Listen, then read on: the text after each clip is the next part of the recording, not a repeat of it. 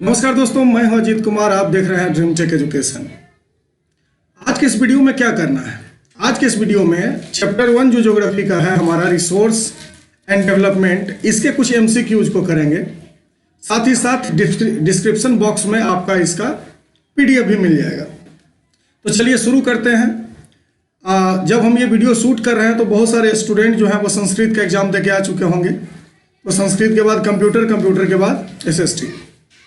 तो alert mode पे हम लोग आ गए हैं और जितने अच्छे से हो सकता है इसका तैयारी कर सकेंगे। चलिए, पहला क्वेश्चन हमारा है, the resource which are obtained from biosphere and have life are called, है ना।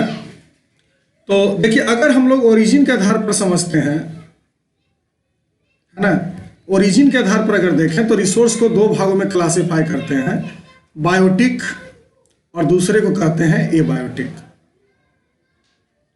बायोटिक वैसे रिसोर्स को कहा जाता है जो लिविंग हो, है ना, जो लिविंग हो, और एबायोटिक उसको कहते हैं जो नॉन लिविंग हो।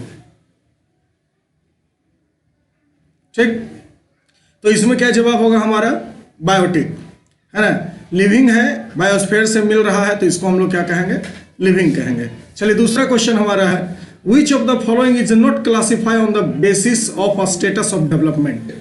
देखिए, सबसे पहले बात करते हैं स्टेटस ऑफ डेवलपमेंट की। स्टेटस ऑफ डेवलपमेंट के अनुसार हम लोग रिसोर्सेस को तीन भागों में बांटते हैं, पोटेंशियल, रिजर्व, डेवलप्ड, है ना, और स्टॉक। तो बताइए कि इस क्वेश्चन में कौन सा ऐसा पोजीशन है जिसको हमने टिक नहीं किया? तो वो है डी। डी है, इसको हम लोग एग्जॉस्टिंग के अनुसार डिवाइड करते हैं, है ना, रिन्यूएबल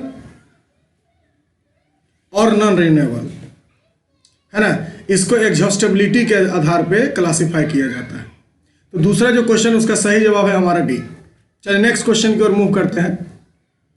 अगला जो क्वेश्चन है वो है, individual, community, national and international resources as classify on the basis of, क्या है? Origin, accessibility, status of development. इसका सही जवाब होगा वो होगा ऑनरशिप। ऑनरशिप के आधार पर रिसोर्सेस को हम लोग चार भागों में बांटते हैं। पहले को कहते हैं पर्सनल, या इसको इंडिविजुअल भी कहा जाता है। दूसरा कहा जाता है कम्युनिटी। तीसरे को कहते हैं नेशनल, है ना, और चौथे को कहा जाता है इंटरनेशनल। तो इस तरीके से हम लोग इसको समझते हैं।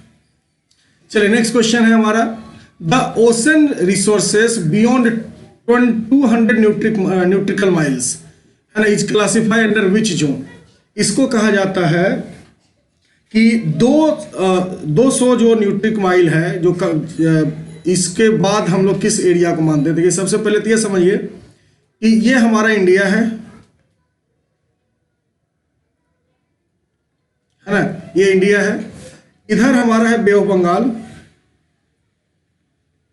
यानी ये है बे ऑफ बंगाल, ये है इंडियन ओशन, और ये है अरेबियन सी। ये है Arabian sea, Arabian sea, bay of Bengal और इंडियन ओशन। तो कहता क्या है कि यहां से 200 न्यूटिकल माइल्स, है ना, इस यहां तक किसी भी देश का रिसोर्स माना जाता है, यानी कि इसको हम लोग कहते हैं national resource.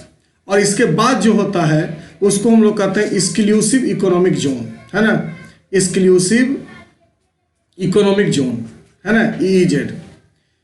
Fifth number question हमारा है, the terrestrial water that extend up to 12 nautical miles from base of a coastal country is recognised by, है ना। इसमें क्या है कि किस लॉ के तहत जो 200 न्यूट्रिक माइल तक किसी आदमी को मिलता है, वो किस लॉ के तहत मिलता है? जिसका नाम है यूनाइटेड नेशन कन्वेंशन, है ना। यूनाइटेड नेशन कन्वेंशन के द्वारा ये किसी भी स्टेट को या किसी भी देश को ये प्रोवाइड करता है कि 200 न्यूट्रिक माइल तक किसी भी देश का ही रिसोर्सेस होगा। नेक्स्ट बात करते हैं, which of the following is essential sustainable existence of all form of life. तो इसमें तो सबसे अच्छी बात है कि रिसोर्स प्लानिंग हम लोग कह सकते हैं इसको, है ना। रिसोर्स प्लानिंग में एक चीज और पूछा जा सकता है, एजेंडा 21, है ना, एजेंडा 21, और एक पूछा जा सकता है रियो डी जनरियो, है ना, वो वाला पार्ट। चलिए आगे बढ़ते हैं। 7वां नंबर क्वेश्चन है, area sown more than 1 is an agriculture year plus net sown area is known as. वैसा एरिया जो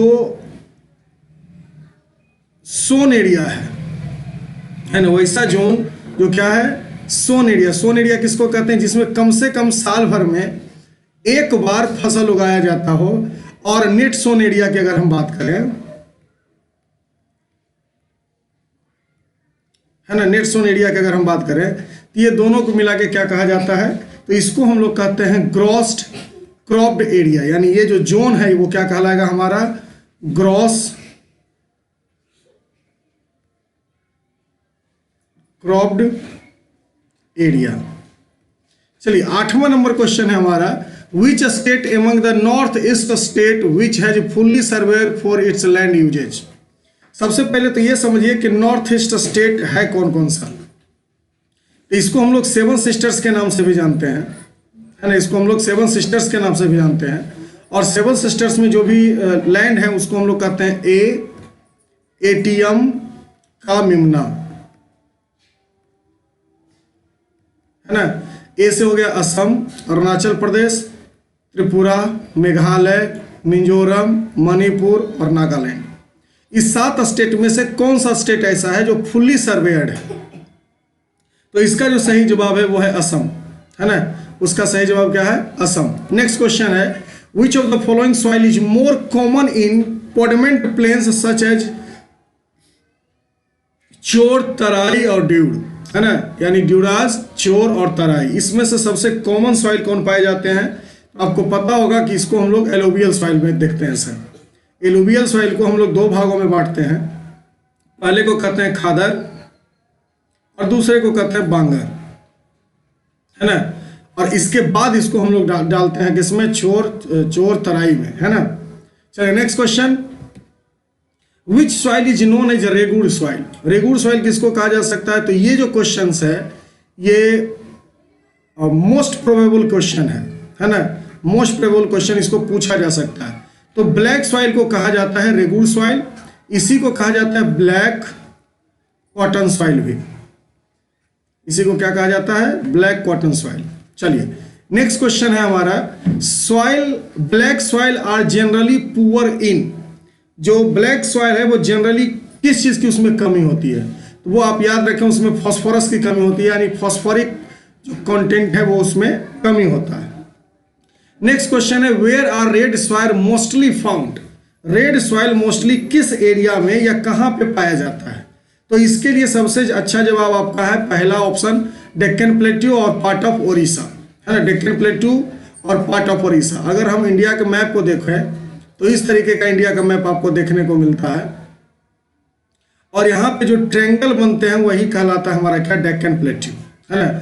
ये जो ट्रायंगल है इसी को हम लोग क्या कहते हैं, डेक्कन प्लेट्यू कहते हैं।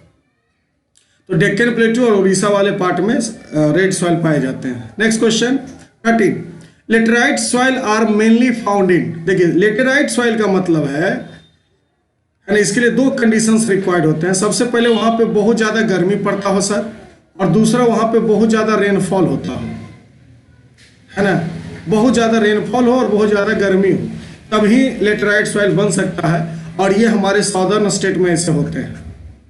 नेक्स्ट बात करते हैं, the lower horizon of the arid soil is occupied by kankar due to the increase of calcium content. Calcium के कारण ही वहाँ पे क्या होता है, कंकर पाए जाते हैं, है ना, कंकर पाए जाते हैं। चलिए नेक्स्ट क्वेश्चन है, in the snow covered area of Himalaya which of the following soil experience denudations and its acidity in nature with humus content, है ना, कंटेंट। इसमें से एक जो स्नोफॉल वाला एरिया है ना, वहाँ पे आपको क्या देखने को मिलेगा, जो कि सालों भर बर्फ से लगभग ढका होता है, एसिडिटी होती है उसमें, यानी एसिडिक उसमें पाया जाएगा एसिडिक कंटेंट, साथ ही साथ ह्यूमस भी कुछ मात्रा में होते हैं, तो ऐसे को हम लोग कहते हैं फॉरेस्ट सॉइल। नेक्स्ट क्वेश्चन है हमारा, blank soil are generally sandy in textures and saline in nature. चार आपके पास सॉइल है, इसमें से कौन सा ऐसा है जिसका सैंडी टेक्सचर्स होता है और सलाइन इन नेचर होता है? तो पहला है लेटेराइट सॉइल, दूसरा है एराइट सॉइल, तीसरा है रेड सॉइल और चौथा है एलुवियल सॉइल। तो इसमें सबसे जो आसान है वो क्या है? एराइट सॉइल। एराइट सॉइल जो होता है वो कॉमनली किस एरिया में पाए जाते हैं? जहां पे रेनफॉल सर, है ना, रेनफॉल जो है बहुत लिटिल अमाउंट में हो या लेस अमाउंट में हो। नेक्स्ट क्वेश्चन की ओर मूव करते हैं। The land become unfit for cultivation is known as, वैसा जमीन जो कल्टीवेशन के लिए फिट नहीं हो उसको हम लोग क्या कहेंगे? फॉलो लैंड, है ना, डिजर्टेड लैंड, बैड लैंड या वेस्टेज लैंड। तो इसको हम लोग कहते हैं बैड लैंड, है ना, इसको क्या कहते हैं? Bad land. नेक्स्ट क्वेश्चन है the running water cuts through a clay soil and makes deep channels is known as gully erosion, है ना। गली इरोजन, ये आपको दो तरीके के इरोजन होते हैं, एक तो होता है सीट इरोजन और एक होता है गली इरोजन। देखिए सीट इरोजन उसको कहते हैं जहां पे पूरा एक सीट मिट्टी का जो अपर लेयर है ना, ये जो पूरा लेयर है जिसको हमने अभी डॉट करके दिखा रहा है, ये अगर हवा के कारण यहाँ से हट जाए तो इसको हम लोग कहते हैं सीट इरोजन। जबकि इस सीट में अगर इस तरीके का स्ट्रक्चर बन के इरोज हो रहा हो, है ना, तो उसको कहा जाता है गली इरोजन, है ना, गलीज। चलिए नेक्स्ट क्वेश्चन है हमारा। चलिए थैंक्स फॉर वॉचिंग। अगले वीडियो में फिर हम बहुत जल्द आप लोग के से जुड़ेंगे।